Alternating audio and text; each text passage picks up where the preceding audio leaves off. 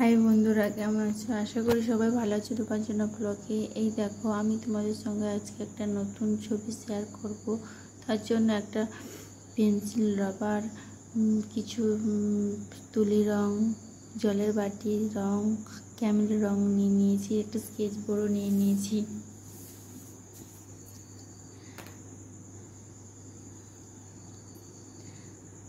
এই দেখো, আমি একটা ঘোড়ার ছবি এঁকেছি, সেটাও তোমাদের দেখাচ্ছি। এটা আমি এঁকেছি, ভালো লাগলে লাইক কমেন্ট শেয়ার করো। আবার একটা প্রাকৃতিক পরিবেশ এঁকেছি, সেটাও ভালো লাগলে লাইক কমেন্ট শেয়ার করো সবাই।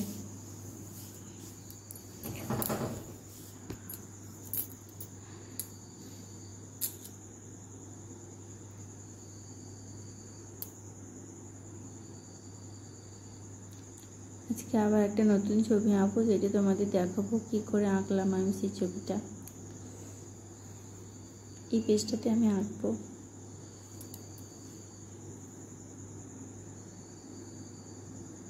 আর ভিডিওটি ভালো লাগলে সবাইকে লাইক কমেন্ট শেয়ার করবে আর সাবস্ক্রাইব করবে আমার চ্যানেলটিকে, যাতে তোমাদের আরও আমি নতুন নতুন ভিডিও দিতে পারি। তার জন্য পেন্সিলটা নিয়ে নিলাম, পেন্সিল দিয়ে ছবিটা এঁকে নিয়েছি। এই দেখো, ছবিটা আমার আঁকা হয়ে গেছে, মা ও সন্তানের ছবি।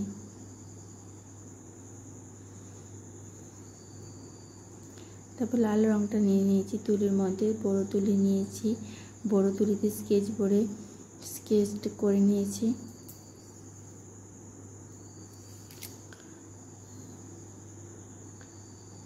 এটাও খাতায় দিয়ে দিচ্ছি আমি রঙটা, পুরো খাতাটায় আমি লাল রঙটা দিয়ে দেবো।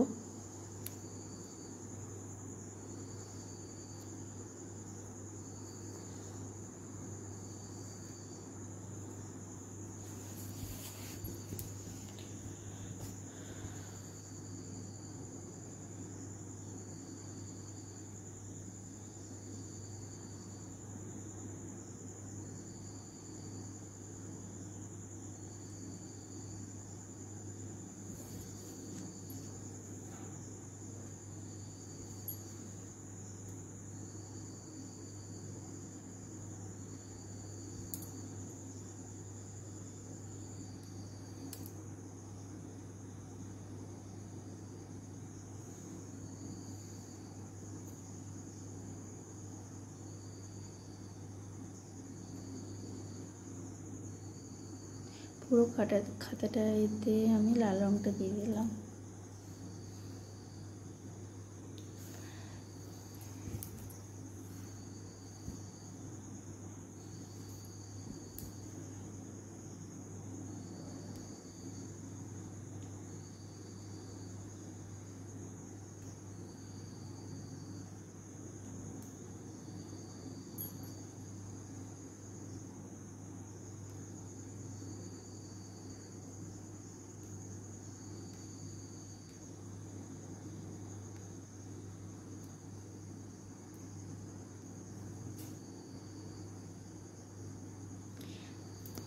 জানি আমার ছবিটা হয়তো অনেকেরই ভালো লাগবে না, কারণ তোমরা সবাই অনেকে আমার থেকেও ভালো ছবি আঁকো। তো আমি তো সেরকম কোথাও শিখিনি, আমি আমার নিজের থেকে যেটুকুনি শিখেছি সেটুকুনি তোমাদের সঙ্গে আমি শেয়ার করছি। ভিডিওটি ভালো লাগলে সব আমাকে কমেন্ট করে জানিও, তাহলে আরও তোমাদের নতুন নতুন ভিডিও আমি শেয়ার করব, পাঠাবো।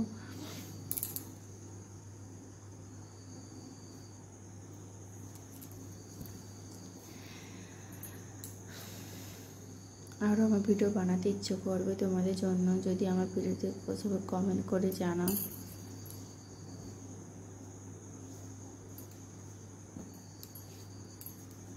দেখো, আমি হলুদ রঙটা নিয়ে নিয়েছি,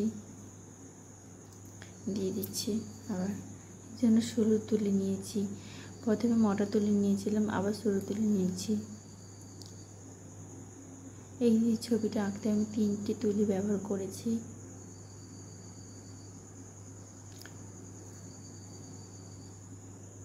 আর 2টো ক্যামেল রং ব্যবহার করেছি, একটা লাল হলুদ ব্যবহার করেছি।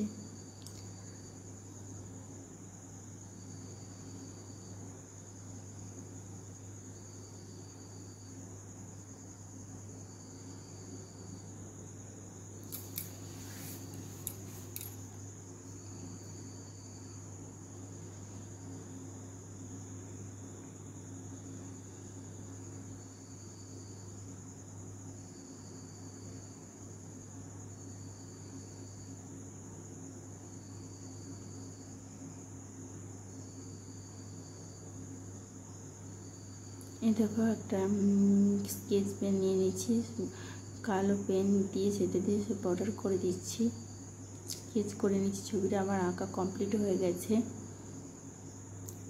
ছবিটি ভালো লাগলে সবাই আমাকে লাইক কমেন্ট শেয়ার করো, সাবস্ক্রাইব করো, যাতে তোমাদের আমি আরও নতুন নতুন ভিডিও দিতে পারি। সবাই ভালো থেকো, সাবধানে থেকো, টাটা বাই বাই, সাবস্ক্রাইব করো।